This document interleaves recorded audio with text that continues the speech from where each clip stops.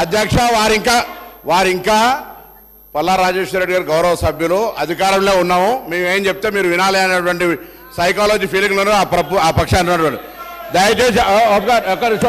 దయచేసి మనసు మార్చుకోండి మైండ్ సెట్ మార్చుకోండి మైండ్ సెట్ మార్చుకోవాల్సిన అవసరం ఉంది. అలా నిన్నటి దాకా 10 ఏళ్ళ అధికారంలో ఉన్న వీళ్ళు ఆర్టీసీకి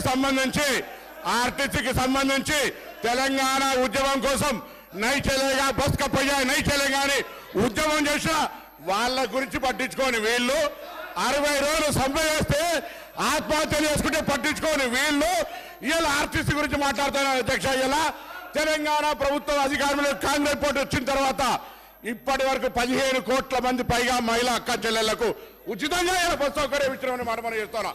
535 కోట్ల రూపాయల విలువ కలిగేటువంటి బస్ ఫేర్స్ ను ప్రభుత్వం భరించింది. అధ్యక్ష ఇలా వీళ్ళు మాట్లాడుతున్నారు. పెద్దలు గౌరవ మాజీ మంత్రి హరీష్ రావు గారు అనాలోచిత డిమాండ్ 15,000 ఆటోకి ఇవ్వాలంటే నెలకు మీరేమిచ్చారు? 1000 రూపాయలని ఇచ్చిందా? ఒకవైపు ఆటో పన్ను రద్దు చేస్తున్నామని ఛానళ్ళ పేరు మీద 1000 రూపాయలు వీపులు కొట్టి ఆటో కార్మికుల దగ్గరకు పోయి మాట్లాడదాం. సభను తప్పుదో పట్టించే విధంగా 21 మంది ఆత్మహత్య చేసుకున్నారని చెప్తా ఉన్నారు. ఇలా అవన్నీ కూడా మీరు అనవసరంగా ప్రేరేపించి వాళ్ళని మన దగ్గర ఎక్కడ కూడా ఇలా సార్ మేము ఆటో బస్సు ప్యాసింజర్ ఇంటికి పోతలే ఆటో బస్సు బస్ స్టాండ్కు ఆటో వాళ్ళను బస్ స్టాండ్కి తీసుకొచ్చే బాధ్యత ప్రజలను ఆటోనే బస్ స్టాండ్కి తీసుకొస్తా ఉన్నది. బస్సు ప్యాసింజర్ ఇంటికి పోతలేదు.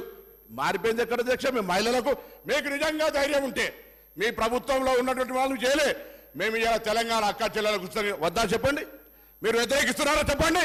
స్పష్టంగా చెప్పకుండా దొంగ తిరుగుడు ఎవరేమో ఇలా దయ్యాలు వేయాలు వాళ్ళు ఇచ్చినట్టు పెద్ద పెద్ద దొరలు ఆటోలు వస్తా ఉన్నారు. ఎన్నడూ బెంజి కార్లు దిగిన వాళ్ళు ఆటోలో వస్తున్నారు. ఆటో కార్మికులను అవమానపరుస్తా ఉన్నారు. ఆటో కార్మికులు కూడా తెలంగాణ బిడ్డలు తెలంగాణ కోసం ఉద్యమించారు. అహంకార ఫ్యూడల్స్ ఆటోలు వస్తా ఉన్నారు. ఏం ఫ్యూడలిజం ఇది? ఆటో జీవనోపాధిగా నడుపుకుంటే ఈ ఫ్యూడల్స్ ఆటోలో వచ్చి ఆటో కార్మికులు అవమానపరుస్తారా? ఈ ఫ్యూడల్స్ ఆటో కార్మికులు అవమానపరుస్తున్నారు. అధ్యక్ష ఇది మంచిది కాదు. దయచేసి చెప్తాను. ఇలా తాపక గారు కూడా ఆర్టీసీకి సంబంధించి ప్రక్షాళన చేస్తారు. అధ్యక్ష తమ బంధువులు అని చెప్పుకొని ఎగ్జిక్యూటివ్ రిటైర్డ్ డైరెక్టర్ ను 4 సంవత్సరాలు ఎండి పెట్టి అధ్యక్ష ఎగ్జిక్యూటివ్ డైరెక్టర్ రిటైర్మెంట్ అయినే 4 సంవత్సరాలు ఎండి ఆటో 60 రోజులు సమ్మె చేస్తే పట్టించుకునే వాళ్ళు వీళ్ళు మా గురించి మాట్లాడేది. కొత్త బస్సులు కొంటున్నాం ఆటో కార్మికులు రిక్షా వాళ్ళ ఇలా ఆర్టీసీ కార్మికుల సంక్షేమం మా బాధ్యత.